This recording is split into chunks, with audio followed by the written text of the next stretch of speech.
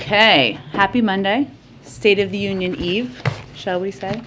Okay, I just wanted to start off and highlight some of the ongoing assistance. Obviously, we made a number of announcements over the weekend to get everybody up to speed. We have some charts to give you all the specifics in case that is helpful. The United States is the largest provider of assistance to Ukraine, and President Biden has committed more security assistance to Ukraine over the past year than the United States has provided at any other time in history. On Friday night, the President authorized an additional $350 million of military assistance in support of Ukraine's frontline defenders as they faced armored, airborne, and other threats. He did so hours after speaking with President Zelensky to ask him what support he needed. We are working to expedite deliveries from the latest package the President approved. I would note that the prior package that we had already announced has been ongoing and has been delivered even in the last few days, parts of that package. We expect equipment to start arriving within the next couple of days from this package. That brought the total security assistance we've approved for Ukraine to $1 billion over the past year. It is the third time the President has expedited emergency security assistance for Ukraine's defense in recent months using the Presidential Drawdown Authority. We're also working with NATO allies to facilitate the transfer of U.S.-made equipment from their inventories to Ukraine. The United States is also the single largest provider of humanitarian assistance to Ukraine, and recently deployed a disaster assistance response team to the region to lead the U.S. humanitarian response and support the Ukrainian people as they bear the brunt of Russian aggression. You may have seen that our USAID, head of USAID, Samantha Power, is on the ground in Poland and has been there as well, providing guidance and assistance there. We've provided over $106 million in humanitarian assistance to Ukraine in the past year, including an additional $54 million we announced this weekend to cover critical needs such as safe drinking water, sanitation, hygiene supplies, and critical emergency health supplies to meet the needs of hundreds of thousands of people, as well as emergency food assistance to meet the immediate needs of 125,000 people. I will stop there. I know there's lots to talk about, so Amr, why don't you kick us off? Thank you. In light of President Putin putting Russia's nuclear forces into special combat readiness, has the United States changed its nuclear posture? Well, let me first start by saying that throughout the crisis, Russia and President Putin have falsely alleged that it is under threat, including from Ukraine, including from NATO. Neither the United States nor NATO has any desire or intention for conflict with Russia. And we think provocative rhetoric like this regarding nuclear weapons is dangerous, adds to the risk of miscalculation, should be avoided, and will not indulge in it. We are assessing President Putin's directive, and at this time we see no reason to change our own alert levels. But it's also important to remember that even over the course of the last several months and years, we have had significant disagreements with Russia over a range of issues. Russia and the United States have long agreed that nuclear use would have devastating consequences and have stated many times, including earlier this year, that a nuclear war cannot be won and must never be fought. So we have not had seen reason to change our alert levels, and we are see obvious significant danger in escalatory rhetoric. Can I ask, there's been a great deal of movement of unity, and it comes after no shortage of angst about the Western alliance, I think, in recent years, particularly going back to the last administration. Is the president going to use this moment, though, to push NATO members to get on track with that 2% of GDP on defense spending? Well, President Putin has been one of the greatest unifiers of NATO in modern history. So I guess that is one thing we can thank him for. But I would just look at, Amr, some of the announcements that have been made even over the last couple of days. One, the president has always been an advocate and a supporter of countries abiding by the 2% component. He was a supporter of that back when he was vice president, where, for history's sake, there was a great deal of progress made before the last president even took office and talked about it. But as we look even over the course of the past weekend, not only did you see a NATO alliance that was incredibly unified and agreement among Europeans that there needed to be additional assistance provided in the form of security assistance to Ukraine, but you saw a number of countries take steps that they had not taken in recent history. Germany has historically not sent weapons to conflict zones. This weekend they changed course. Sweden also has not sent arms to countries in active conflict. That changed this weekend. Finland also changed course. Not all NATO members, of course, but the point is what you're looking at here is a unified Europe, a unified West, a unified NATO who are standing up to the aggression and the invasion led by President Putin. And if I could just quickly follow up on that, we've also seen some signs and responses beyond sanctions to isolate Russia. I think FIFA and I'm sorry, I'm not a soccer fan, I think it's FIFA, if I pronounce it, and the IOC have taken action to put pressure. Can that type of pressure, is it sustainable in the long term, given the economic pressures, the longer this crisis goes on? Can you maintain that sort of unity and those sort of collective actions? Can they continue beyond this early moment? Well, and you're referring to the IOC as in the International Olympic Committee, and I don't know if it's FIFA or FIFA. FIFA. Okay, I tried to be soft there. Okay, FIFA. Look, I think, Amr, obviously the preference of everybody is for President Putin to take de-escalatory steps. That is everybody's preference. But as it relates to unity among international organizations, among the West, among countries, among many leaders in the United States even, I think what we've seen over the last few days is a commitment to remain united and to send a strong message to President Putin that these actions, this rhetoric is unacceptable and the world is building a wall against it. Go ahead. I think the Crown Prince of Saudi Arabia had a call with Emmanuel Macron yesterday where he's reiterated the commitment for OPEC Plus's production agreement. Has there been an explicit U.S. request to Saudi or to members of OPEC Plus to increase production given what's happening right now? Well, without getting into specific details from here, just because it would be constructive to our overarching objectives, we have been in touch. I think you may remember that Brett McGurk and Amos Hochstein made a trip to the region just a few weeks ago to have conversations with the Saudis and others about a range of topics, including the conflict in Yemen, but also to have a conversation about the need to address any impact on the global markets, global oil markets that we expect at the time could happen and could continue to happen as a result of President Putin's invasion. Was any request made for a specific production increase? There has been an ongoing discussion about steps that we can all take as a global community to address any volatility in the market. And then given, I think, the speed and scale of the ramp up on the sanction side of things over the course of the last 72 hours, does the U.S., European allies have a threshold for which they view if you cross this, it would be viewed as an act of war by President Putin? As in, how do you calibrate your actions in terms of response and what may be coming back? Well, he's already in a war, committed an act of war, invaded a sovereign country. For NATO countries or EU? Oh, you mean for NATO countries to act further in terms of further military steps or further sanctions? If you game out, game out what a response would be, given the scale of the sanctions package that was unveiled, is there a line that if we do this sanction or if we go this far, then that would for sure draw a response directly towards the U.S. or towards the EU from Russia? Well, if you look at the significance of the steps we've taken to date, including the announcements over the weekend about cutting off major financial banks in Russia from the SWIFT banking system, we have continued to escalate and build in close coordination and alignment with the Europeans. Unity is a top principle for President Biden as we take steps forward. That doesn't happen on its own. It doesn't happen by accident. It happens as a result of a lot of conversations, diplomacy, and hours by the president and others on his national security team behind the scenes. But the other piece, just to get to the core of your question, that we very much weigh is maximizing the impact on President Putin, the Russian elite, the economy, while minimizing it on the global markets and the American people. So as we look at steps to take, I mean, even if you look at the impact on the energy sector, you know, we have taken steps. We have not taken some steps on energy sanctions.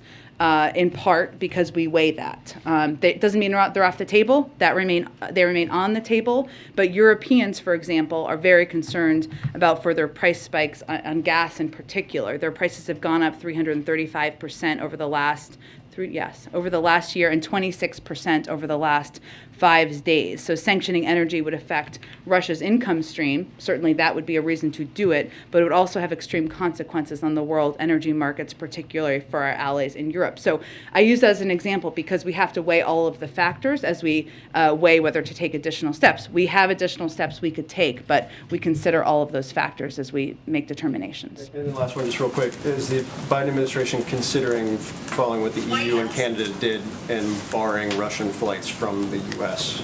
at any point? I don't have anything to update you on that front at this point in time. There are obviously a range of options that remain on the table. So it's not off the table, but I don't have anything to announce and no decision made.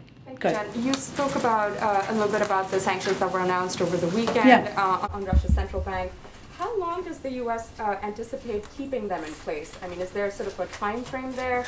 Perhaps you spoke about, Russia considering de-escalatory tactics or, maybe announcing a ceasefire or, is there sort of a broad time frame that the U.S. is thinking about? Well, let's hope that's the discussion we're having. Obviously, right now, President Putin is continuing to take escalatory steps. So we're not at that point of having that discussion. We hope that's one that we will be a part of. So for the time being, there is sort of no discussion on perhaps putting an end to the sanctions that have been put in place. Well, I mean, President Putin and the Russian military is moving toward the capital of Ukraine, and there are hundreds of thousands of refugees leaving the country because he has invaded a sovereign country. So, no, I would not say we're talking about reducing sanctions at this point in time. And sorry, one quick question on President Zelensky saying he wants to be a member of the European Union. We did see some comments come in from the EU over the weekend saying they are a part of us. However, this morning there were some conflicting comments again from the EU saying, there are sort of discussions among EU members about, whether such a decision can be made. What is the U.S. Position on Ukraine joining the EU? It's up to the European Union. We're not a member of the European Union, as you know. If they did consider taking Ukraine in, would you support that? It's up to the European Union to make that decision. There's a process, and of course we support the aspirations of any country to join any organization and the decision of that organization to make a decision. President Zelensky is urging President Biden and NATO to impose this no-fly zone. You've said that this would significantly escalate the situation. So just to be clear, is this a no-go for right now, or is this completely off the table, something that you would not consider? Well, the president has been very clear that he is not intending to send U.S. troops to fight a war with Russia. And I think what's important to note here is that is essentially what this would be a step toward, because a no-fly zone would require implementation. It would require deploying U.S. military to enforce which would be a direct conflict, potentially a direct conflict, and potentially a war with Russia, which is something we are not planning to be a part of. And on Vladimir Putin, you've said you're not going to assess his mental state, but the president has said he knows Putin well. They've talked a few times over the last several weeks and months. Has the president himself noticed or commented on any change that he's picked up on in Putin's demeanor or tone? I don't have anything, any more assessment about the president's view of President Putin's mental acuity to state from here.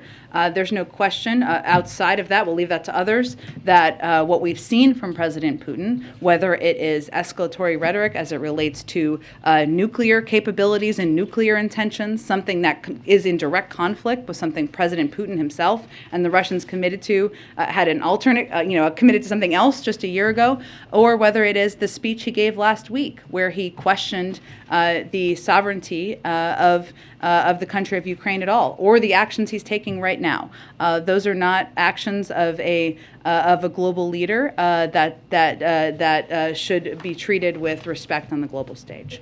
Given the behavior that you have seen, some of the things that you just noted, and the very severe consequences that he is now facing, these severe sanctions, is there any concern that instead of retreating, that Putin will feel so squeezed and so pressured that he will lash out even more, intensify his attacks, that any of this could backfire, essentially? Well, I think that is our responsibility, the United States, President Biden, as a leader in the world, to rally the world in making clear how unacceptable his behavior is and to put in place severe consequences. Now, what he is feeling on the ground, there are protests. There have been oligarchs in his own cozy circle who have been outspoken. And obviously, the pinch is being felt significantly in the Russian economy. Even if you just look at the fact that the market was closed today, the ruble has been plummeting. So those are the ways that he is feeling this. He has a decision he can make to de-escalate, and certainly we would welcome that decision. Go ahead. Thanks, Jen. Does the White House believe it is possible to say whether Ukraine or Russia are winning this war right now? I don't think we're going to make an assessment of that from here, but what I will reiterate is something we have said in the past, is that President Putin and Russian military have made clear that they have every intention of taking over the capital city. While there has been a greater pushback in the country than they have assessed to begin with, and I know my colleagues at the Department of Defense have spoken to this, the Ukrainian military, President Zelensky and others have fought courageously, have fought boldly in this moment. They are continuing to proceed, continuing to move towards the capital. So I don't think their ambitions have changed. What would Putin have to do to get these sanctions lifted? Would he have to agree to a ceasefire? Would he have to pull all of his troops out of Ukraine? I'm not going to make a prediction or assessment of that from here. If he starts to take de-escalatory steps, I'm sure we can have that conversation. How great is the concern, this is sort of building on Mary's question, how great is the concern that these sanctions are so punishing that essentially Putin will have nothing left to lose and no off-ramp? Well, the sanctions are punishing so that they will inflict significant consequences and change the outcome at the end of the day and de-escalate at the end of the day. That is what they are intended to do.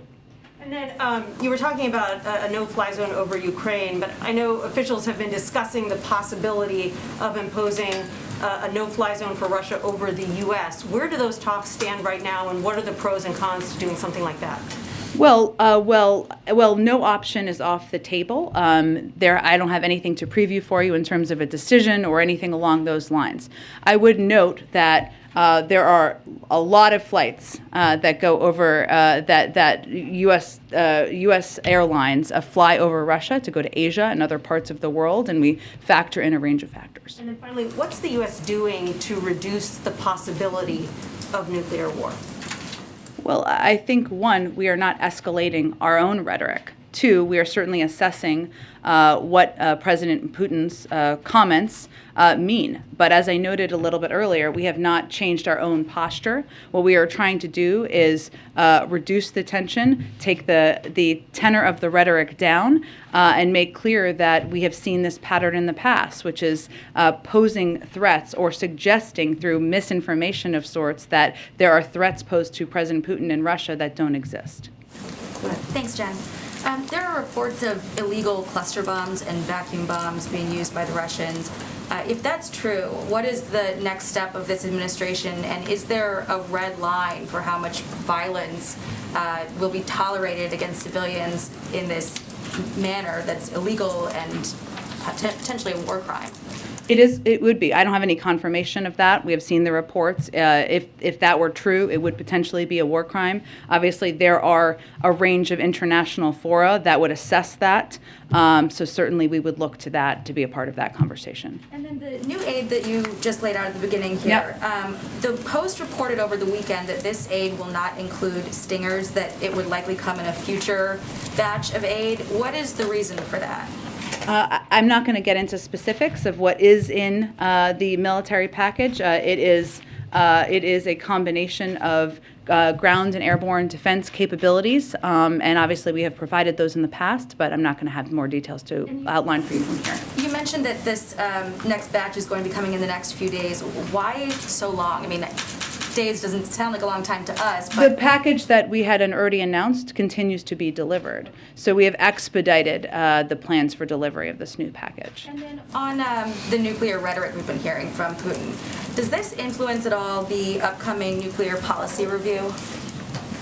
In terms of how our relationship with, look, I would think it's a good question, Jackie, but I would say what's important for people to note, and this is why I noted it a little bit earlier, is that even at moments where we had huge tension with President Putin and Russia around the 2016 election, around invasion of Georgia, around their prior invasion of Ukraine, it was agreed that escalatory rhetoric around nuclear ambitions was dangerous. And that was something we committed to with Russia not to pursue. So I think for right now, we're going to remind the global community of those commitments. And on that same note, does this administration trust Russia to be an honest broker in the talks with Iran right now?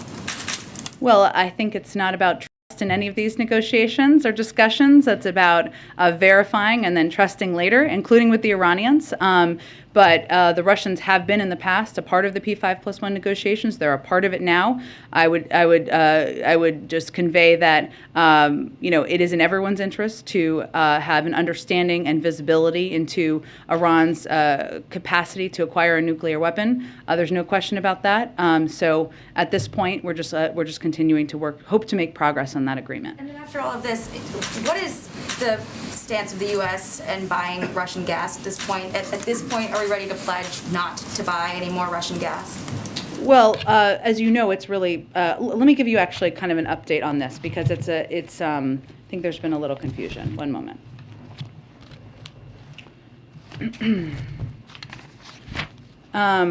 So as it relates to Russian gas, U.S. government doesn't dictate where the U.S. market sells our own oil and gas products, nor where it acquires crude or refined products for domestic consumption. This is all up to the private sector, other than exceptions like countries under sanctions.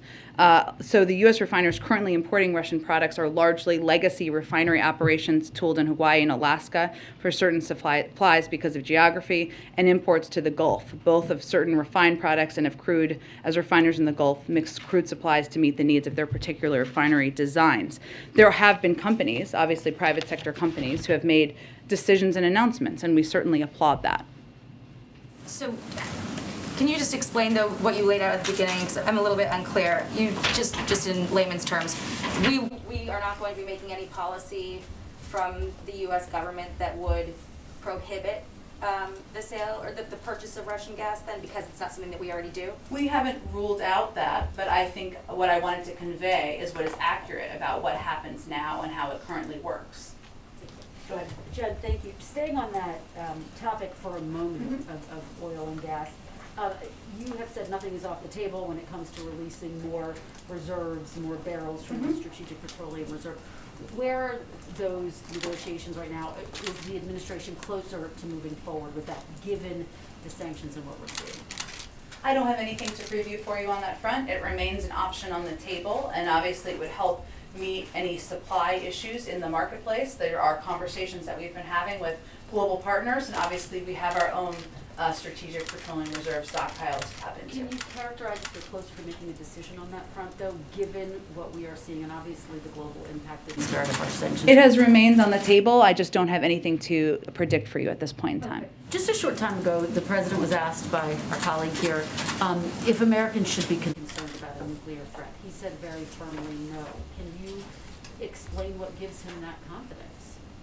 Because, as I said a little bit earlier, while we think provocative rhetoric regarding nuclear weapons is dangerous and adds to the risk of miscalculation and should be avoided, which we're not going to indulge in, we are continuing to assess President Putin's directive, and at this time we see no reason to change our own alert levels. We've also seen throughout this crisis, President Putin falsely allege that they are under threat and use that as a predicate for taking more aggressive action. So we assess, we have our own capacities and capabilities here, but nuclear war cannot be won. And what everybody should be doing around the world is taking steps to reduce the rhetoric, reduce the tension, and that's certainly what our objective is.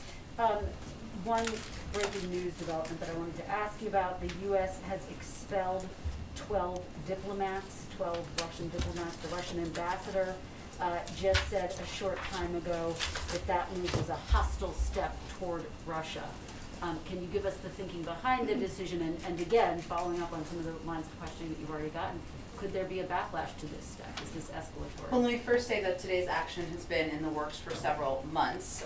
The United States informed the United Nations and the Russian mission to the United Nations that we were beginning the process of expelling 12 intelligence operatives from the Russian mission who had abused their privileges of residency in the United States by engaging in espionage activities that are adverse to our national security. So it takes some time to make those evaluations, and that, again, those actions were in the works for months. And your response to the Russian ambassador who called this a hostile act? I think the hostile act is committing espionage activities on our own soil.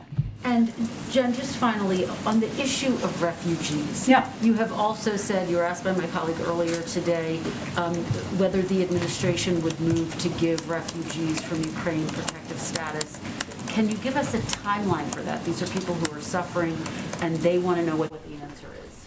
Well, I think, to be clear, temporary protected status applies to people currently living in the United States, right? So that, I think, is one of the questions, a good question that has been asked. I don't have any update on that. That's a process that's run by the Department of Homeland Security. They evaluate through an interagency process both what everybody's recommendations are and obviously the conditions on the ground in Ukraine.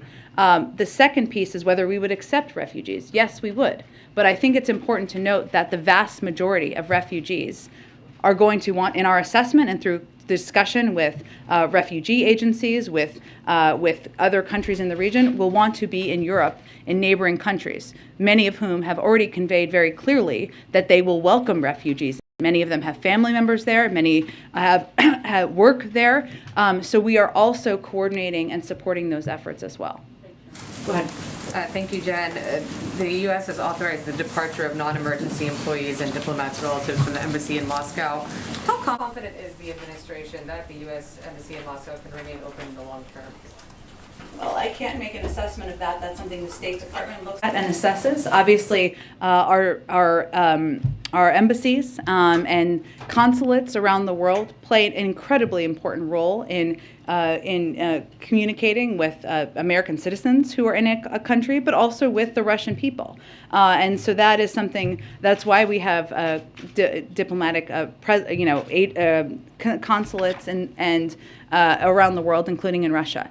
There are also decisions that are made for a range of reasons. The State Department could outline it more specifically for you, including temporary departure. It's something that has happened around the world for many, many decades for a variety of reasons. I would, give you an example of just a couple of years ago in Turkey, there was ordered departure, right? Then diplomats return. That's obviously the objective, but it really depends on the conditions on the ground.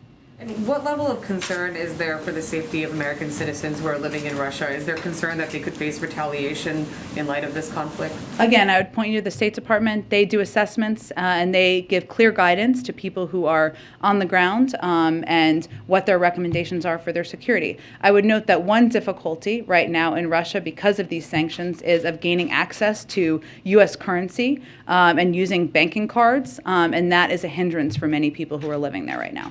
Just lastly, you've been very clear that the president does not have any intention to deploy U.S. troops to engage militarily in this conflict. But would you say that there is any particular red line that this administration has that would necessitate military action? As in sending our U.S. military into Ukraine?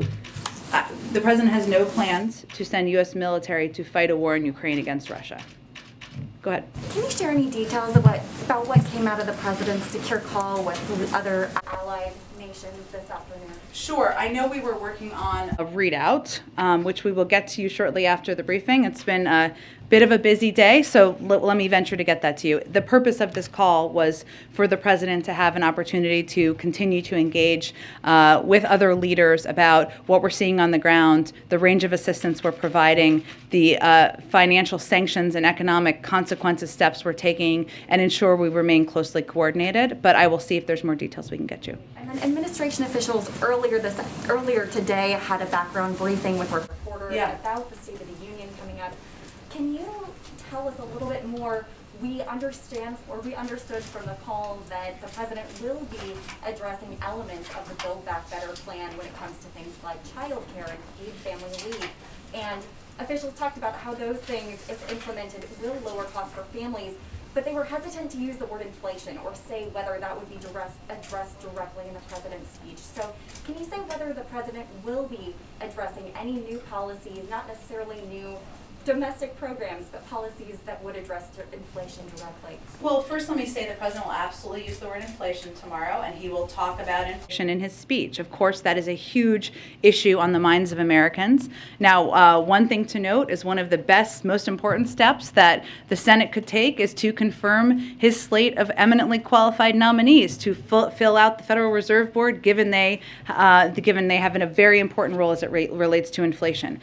But I think what you will hear the president talk about, and I think this is what they were talking about on this call, is how we're going to address costs for the American people and lower costs. And we talk a lot about inflation in here. Economists talk about inflation. The Federal Reserve talks about inflation. Hugely important. How people experience it is what it means for their pocketbooks, for their budgets, for their bank accounts, and how they're paying for things. And that's why a lot of what you're going to hear about tomorrow as he talks about it is how he's going to reduce costs. Now, the Build Back, parts of his agenda that he has talked about significantly a lot over the course of the last several months, lowering costs for child care, lowering costs for elder care, lowering costs for prescription drugs, those are not done yet. So he will reiterate his call for Congress to move forward on those. But I would also note that in the speech, he's going to make clear that one of the best ways to lower costs over the long run is to increase the productive capacity of our economy, to make more things in America with more American workers contributing and earning a good living. He's going to describe the emerging manufacturing comeback with American companies betting on America again because of the administration's commitment to domestic industrial revitalization and technological development. He will also explain that we can also lower costs by promoting fair competition in the U.S. economy, and there are new steps to lower, and he will talk about steps to lower consumer prices and level the playing field for American businesses and ocean shipping, and new steps to protect seniors and other nursing home residents by cracking down on unsafe nursing homes. And he's also going to talk about, reflect on one of the strongest labor market recoveries in American history, and make clear that it's important to continue to take steps to eliminate barriers to good-paying jobs for workers across America. So I would expect that you will hear a lot, the American people will hear a lot about how he's going to lower their costs, how he's going to continue to build a strong economy over the long term. Follow up on what you were saying about addressing lowering costs for families. The president has been encouraging Congress to pass at least elements or his entire Build Back Better agenda for months. Congress has been negotiating for months. What gives the president any confidence that this time around things would be more likely to pass, given that we are just months out from midterm elections? Because there is strong support across the country for lowering costs for prescription drugs. It's incredibly popular. Who wants to pay more for prescription drugs? I don't know why that gets to be a Democratic idea, but we're happy to own that one. Or for lowering the cost of child care, for lowering the cost of elder care and health care. There's also strong support for those items and those priorities and those good ideas in the Senate, among Senate Democrats. So he's going to keep pressing to get it done, and he thinks the American people want us to get it done. Go ahead. Thank you, Jen. Sure. First, just on Ukraine. Yeah. Over the past 72 hours or so, there have been a series of announcements that have come on aiding Ukraine or punishing Russia. But it has appeared that Europe has taken the lead on many of these announcements, and I can go through a few of them if you want. But the brunt of my question is, whether you can explain whether there's a deliberate strategy right now in this moment to have Europeans and European nations and European leaders being the ones out front on punishing Russia or supporting Ukraine. Well, I would say first that the SWIFT banking system is a European system. So in terms of the steps that would be taken, it would be only natural for those steps to be taken or announced by them. It is something we have clearly been long open to, but I just wanted to state that from the beginning. I would also say that the president in the United States has been leading this effort around the world and building this coalition, which includes many countries in Europe, but also many from other parts of the world, in standing up to President Putin and standing up to the aggression and the invasion of Ukraine. And so all of this coordinated action did not happen by accident. It wouldn't have happened without the president's efforts, the president's time he spent on diplomacy, the time of our national security team, the order of announcements, and how that has gone. I would not overread into that, because we would not be here had the president not been leading this effort around the world for months. I think you just saw, over the weekend in particular, this sort of onslaught of news and sort of changing posture in Europe, and the president was not present at all in the sort of, living rooms of the American people. We were seeing newscasts of these vacuum bombs and whatnot, but no sort of visual image of the president doing the kind of behind-the-scenes leadership that you just described. And I do wonder if that is on purpose or if that just happens to be the way the schedule worked. Well, the president was at a memorial service for a family member yesterday, and he was with the family on Saturday. And so that was his priority this weekend, or one of his priorities this weekend. He also, though, engaged in a meeting with his national security team, and I think you saw him quite visible last week and again today. Well, I guess you know about his call he had today, and you will continue to, in the days ahead, lead the world in not only building the coalition, but pushing for agreement and a coordinated effort to hold Russia accountable. So I would say this weekend he had some personal family reasons, an important one, memorial service for a family member, as to why he was not giving a speech yesterday, but he is somebody who has been leading this effort behind the scenes for months. And on that front, if you could just preview for a minute, the call earlier today was very focused on the president's economic agenda. But if you could talk a little bit about what the president may say and how he will, frame this moment in sort of this international crisis, and the extent to which he sees this as a global audience, more so than it normally would be in a State of the Union. Sure. Well, first I would say that there's no question that this speech is a little different than it would have been just a few months ago. And there's always national security in every State of the Union speech, but every State of the Union speech also reflects a moment of time.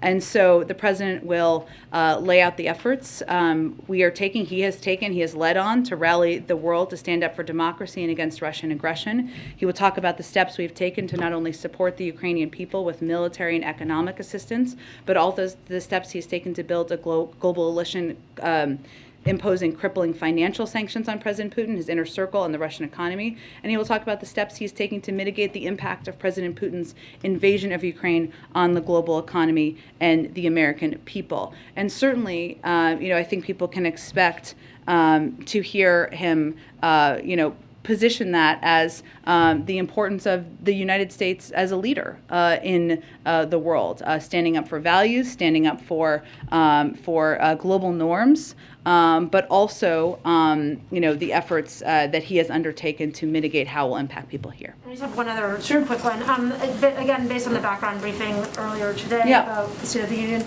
focused on the economy and various programs that the president wants Congress to push. Could you characterize what percentage of the programs that the president will talk about are just sort of repackaged parts of Build Back Better, like chunks that he wants to see the Congress pass, versus like brand new ideas that he's introducing for the first time tomorrow night? Well, here's what I will tell you, having been to a few State of the Unions in the past, and I know you have as well. They don't get longer, they get shorter. Nobody wants a 2 or 3 hour State of the Union. I don't think anyone in here does. So I just don't want to preview more at this point in time. You can certainly expect to hear him talk about some call on Congress to send bills to his desk that deliver progress on ideas that have historically been supported by Democrats and Republicans. Some of those are economic, and some of those are in other areas that could just impact and help communities across the country. And you will certainly hear him call, as you touched on, for a continued effort, a redoubling of the effort to move forward on steps that will reduce costs for the American people in these key areas of childcare, healthcare, prescription drugs. So stay tuned for tomorrow night, but we have a lot of hours between the speech, and I'm sure we'll have more previews between now and then. Thanks, Jen. Just staying on the State of the Union topic, can you talk a little bit about what it would look like in terms of masking, or what you expect it could look like in terms of masking? Specifically, is the president, will he walk in, shake hands, will he be wearing a mask when he walks in?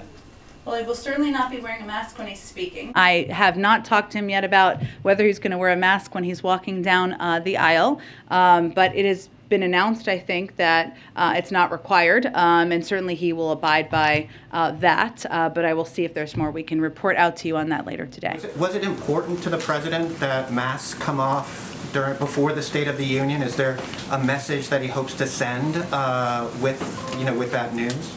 Well, I would say the president is very powerful, but he couldn't make us be in the green zone that we're in right now in D.C. That's why we are not required. We're not going to be required to wear masks starting tomorrow. So I would say that for him, it had nothing to do with the timing around the State of the Union. He wanted to give the CDC the time to assess and make recommendations that would be clear to the American public about what their recommendations would be for mask wearing moving forward. Can I ask one question about Ukraine, on Belarus? Yeah. Can you talk about the Belarus situation and aiding Russia?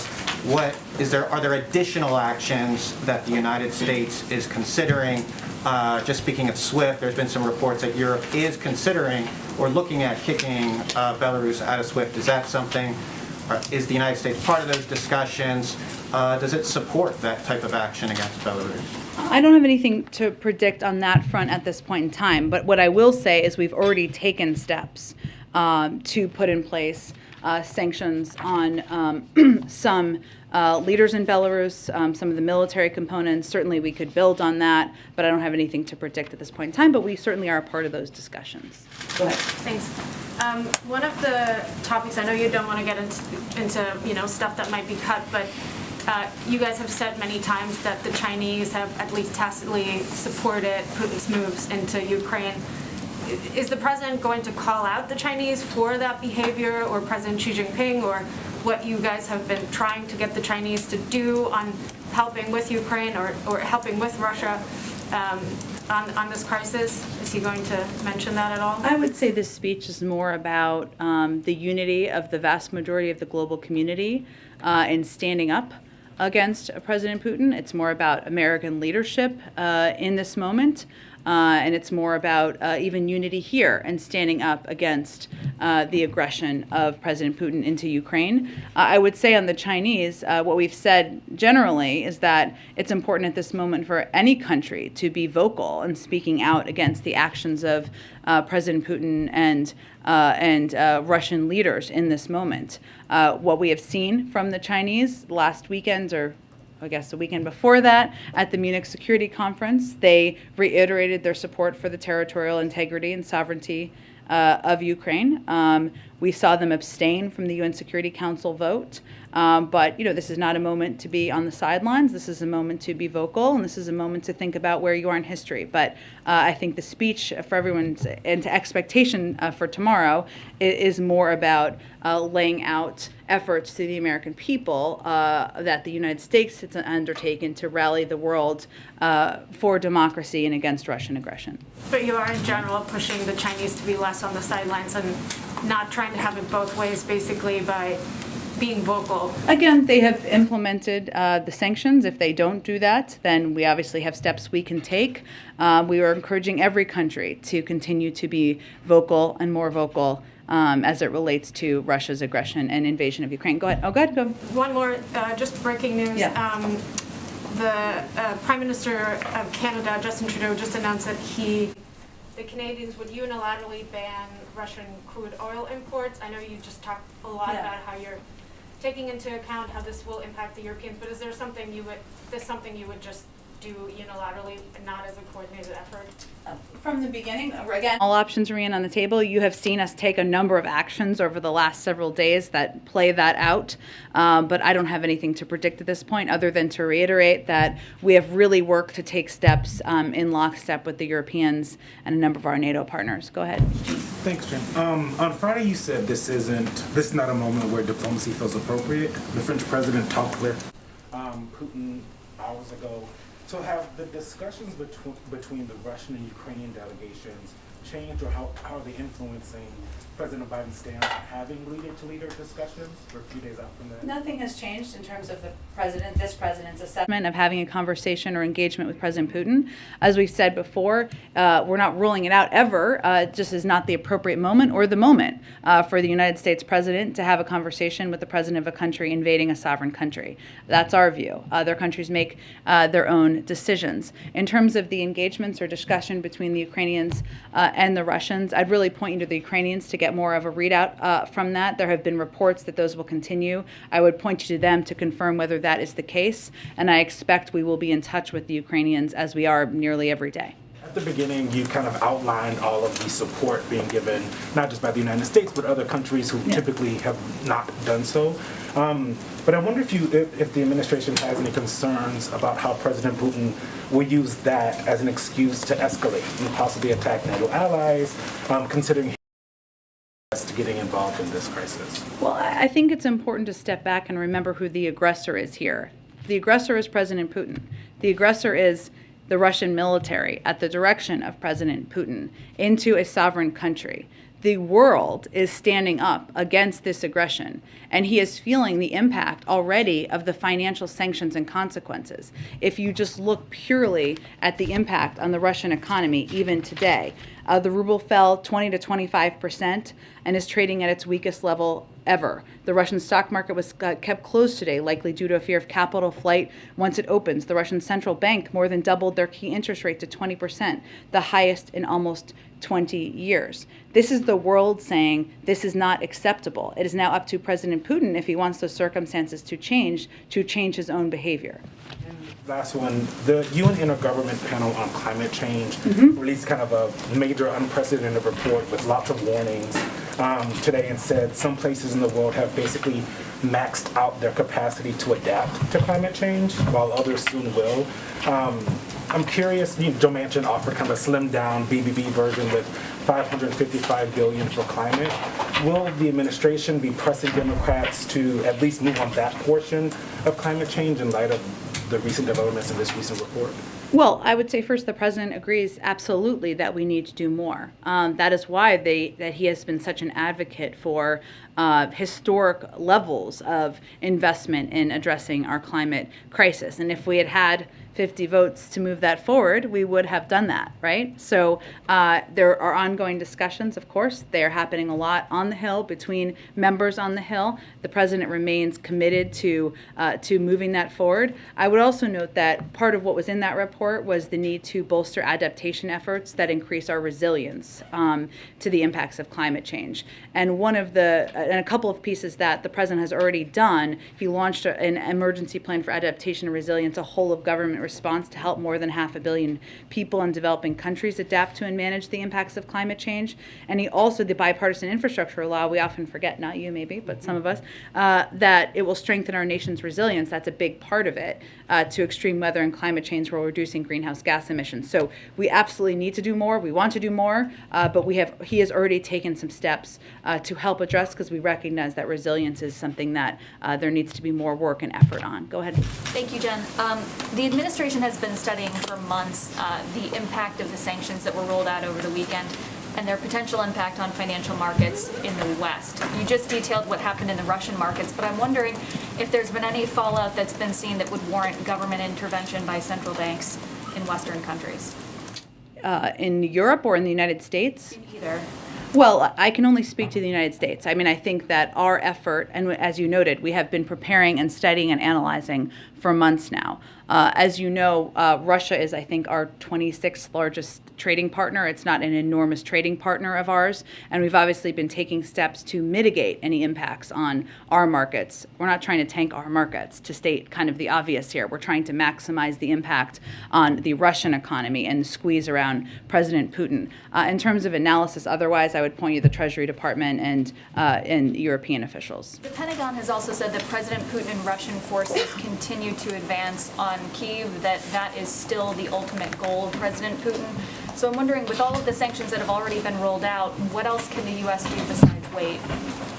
Well, one, we have provided an additional enormous package of security assistance the president announced over the weekend. We have provided an enormous package of humanitarian assistance, and we're continuing to plus up support for our neighbors in the region. We continue to be the largest provider of all of those, and we continue to have the backs of the Ukrainian leadership and the Ukrainian people. President Zelensky has said the next 24 hours are critical, though, so is there a risk that all of that equipment ends up in Russian hands? How do you prevent that? There's always steps the Department of Defense takes to mitigate that, and we take them in coordination with our partners. I would have you speak with them about more specifics. Go ahead. Thanks, Jen. Oh, go ahead. Thank you. I wanted to ask for more specifics on refugees. I know that you told Christian just now that the U.S. will accept refugees from Ukraine. Do you have a specific number of refugees, and how would you determine that? Well, I would first note that we continue to believe that the vast majority will go to Europe. And so this is different from other conflicts where that has not been the likely outcome. In terms of specific numbers, we do not have that. There are refugee programs that they would have to, of course, apply for. There's a question about temporary protected status, although that applies to people who are not refugees, but people who are in the United States right now. But again, what our focus is on, because we think it will impact the vast majority of refugees, is working in close coordination with our European partners and plussing up our humanitarian assistance and assistance in these countries where they are receiving refugees. I also wanted to ask about voting.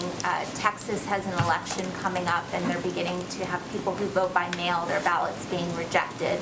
I know this administration has been very vocal about new voting laws that it disagrees with. Can you talk about what you as an administration are doing to leverage the resources of the White House and of the executive branch to help people get access to voting in the coming weeks, not just in Texas, but around the country as elections get going?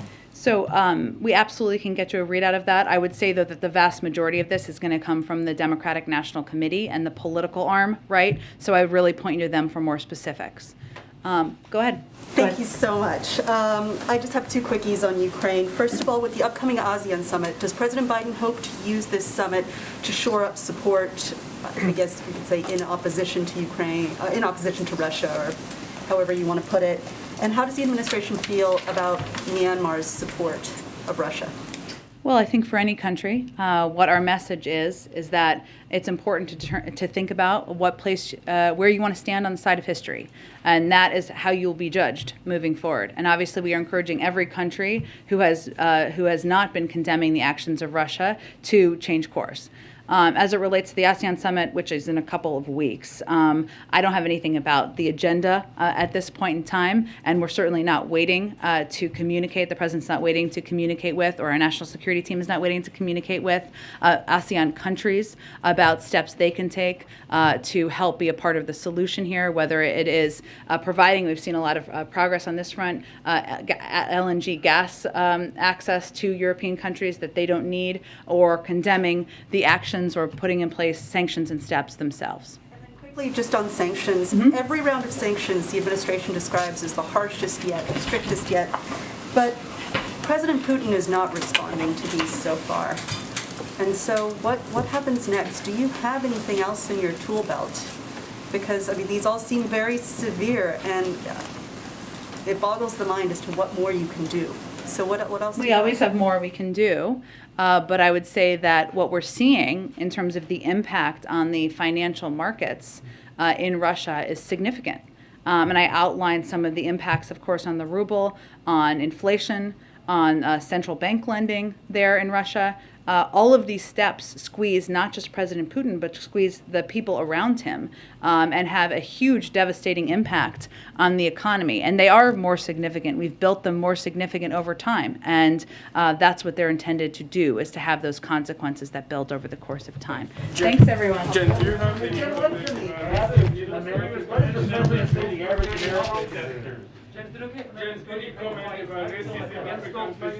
I will see you all tomorrow.